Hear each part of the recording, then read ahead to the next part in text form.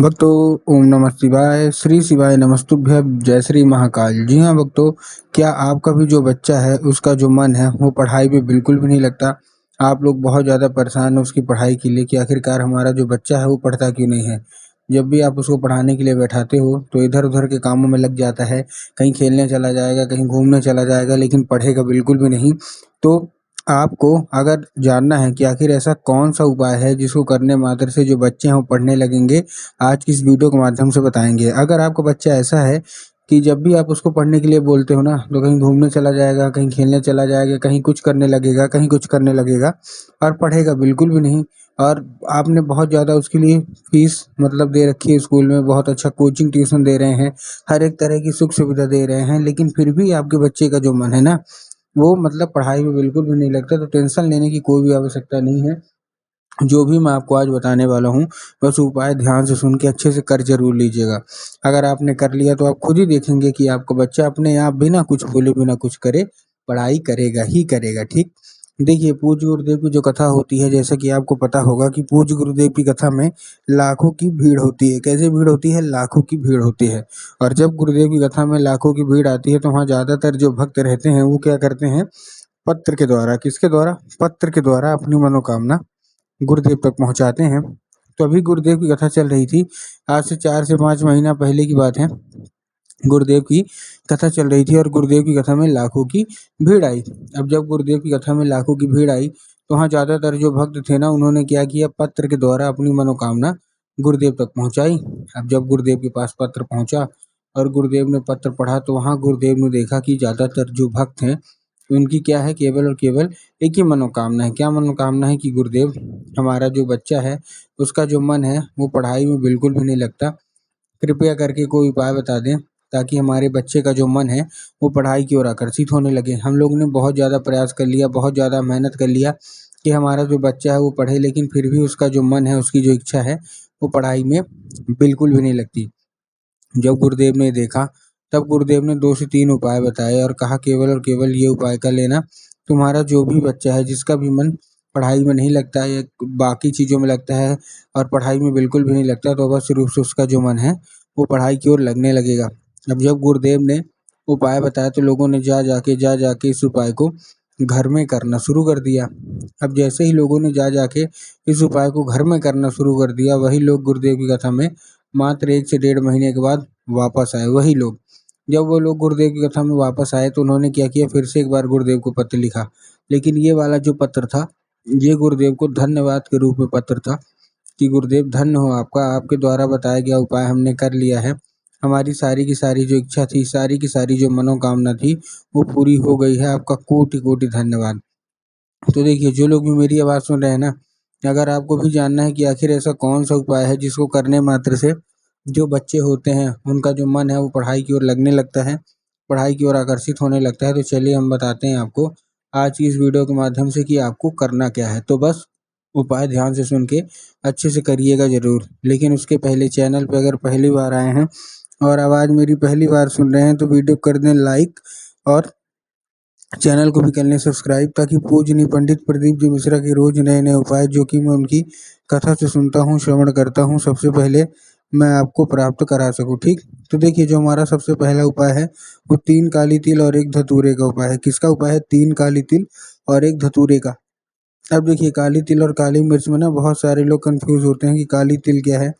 काली मिर्च क्या है? हमको थोड़ा साफ-साफ बताओ।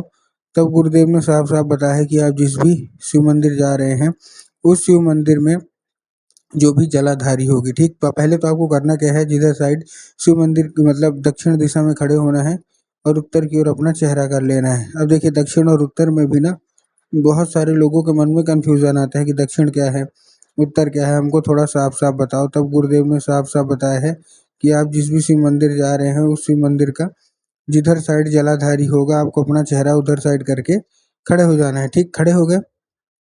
अब खड़े होने के बाद आपको एक नाम लेके, कौन-सा? महादेव का बहुत ही सुंदर सा नाम है, श्रम्भेश्वर महादेव। तो आपको करना क्या है, आपको श्रम्भेश्वर महादेव का नाम लेके, उन्हीं का स्मरण करके आपको करना क्या है, चुपचाप आपको अर्पित कर देना है। कहाँ? बाबा भोलेनाथ की शिवलिंग के ऊपर अर्पित कर दिया, ठीक है ना? अर्पित करने के बाद अपनी जो कोई भी इच्छा होगी, जो कोई भी मनोकामना होगी, वो मांग लेना है। तो 3 काली तिल और 1 धतूरा लेना है और ये दोनों चीज़ आपको कहाँ अर्पित करना है? बाबा भोलेनाथ के ऊपर श्रम्भेश्वर महादेव का नाम लेके, ठीक। ये तो था हमारा कौन-सा पहला उपाय। अब हम चलते हैं अपने दूसरे उपाय की ओर।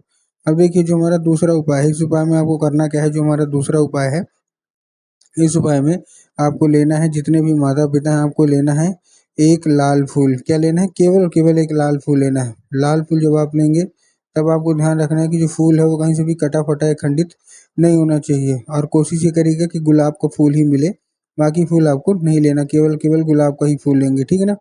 तो ले लिया आपने, लेने के बाद आपको करना क्या है? जैसे आपने फूल लिया, फूल लेने के बाद आपको क्या करना है? जैसे आपने फूल लिया, इस उपाय को करने के लिए आपके घर में माता सरस्वती की फ़ोटो होना अति अनिवार्य है।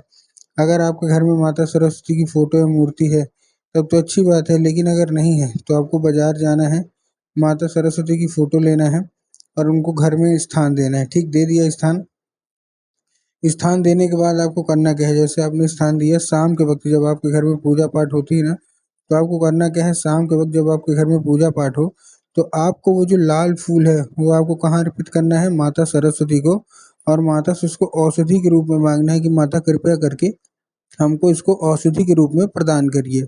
अब क्या होगा? अब वो औषधि का रूप ले लेगा। तो बस आपको करना क्या है? जैसे वो औषधि का रूप ले, तो आपको चुपचाप करना क्या है? औषधि का रूप लेने के बाद आपको उसी रात शाम के वक़्त, उसी मतलब जो रात होगी शाम के वक़्त आपको करना क्या है? शाम के वक़्त आपको जो लाल फूल है, वो क्या करना है? अपने वहाँ से उठाना और अपने बच्चे के माथे पे 2 से 3 बार आपको फेर देना है। पूज्य गुरुदेव कहते हैं कि अगर आपने ऐसा कर लिया, तो अवश्य रूप से जो कोई भी इच्छा है, जो कोई भी मनोकामना है, सारी की सारी जो इच्छा होगी, सारी की सारी जो मनोकामना होगी, वो आपकी अवश्य रूप से पूरी होगी ही होगी, ठीक। ये था कौन-सा? ये था हमारा दूसरा उपाय। अब हम चलते हैं अपने तीसरे और आखिरी उपाय की ओर। जो हमारा तीसरा और आखिरी उपाय है, इस उपाय में आपको लेना है एक पान का पत्ता। पान के पत्ते के ऊपर आपको शहद का लेपन कर देना है, ठीक। तो पान के पत्ते के ऊपर आपने शहद का लेपन कर दिया। अब शहद का लेपन करने के बाद आपको करना क्या है? जैसे आपने शहद का लेपन किया, अपने बच्चे के हाथ में देके उसको भेज दीजिए कहाँ? सीधा-सीधा शिव मंदिर। देखिए जो शहद का लेपन आप करेंगे ना, शहद का लेपन चिकने साइड करिएगा, जो पान चिकना साइड होगा, उधर ही करना है, ठीक। कर दिया, करने के बाद अपने बच्चे को भेज दिया सीधा-सीधा शिव मंदिर। अब शिव मंदिर भेजने के बाद आपको करना क्या है? जैसे आपने शिव मंदिर भेजा, शिव मंदिर भेजने के बाद उसको क्या बोलना है? आपके दिमाग में होगा कि जाएँगे बाबा भोलेनाथ के ऊपर अर्पित करवा देंगे, जो कि पूर्णतः गलत है। आपको बाबा भोलेनाथ के ऊपर अर्पित नहीं करवाना, आपको कहाँ अर्पित करवाना है? माता शोक सुंदरी के ऊपर, जिसकी जगह कहाँ होती है? जिनकी जलाधारी के बिल्कुल बीचों-बीच। तो बस आपको जलाधारी के बिल्कुल बीचों-बीच जाके चुपचाप अर्पित करवा देना है बस। ज़्यादा से ज़्यादा 1 से 1.5 महीना लगेगा, आपका बच्चा पढ़ने लगेगा।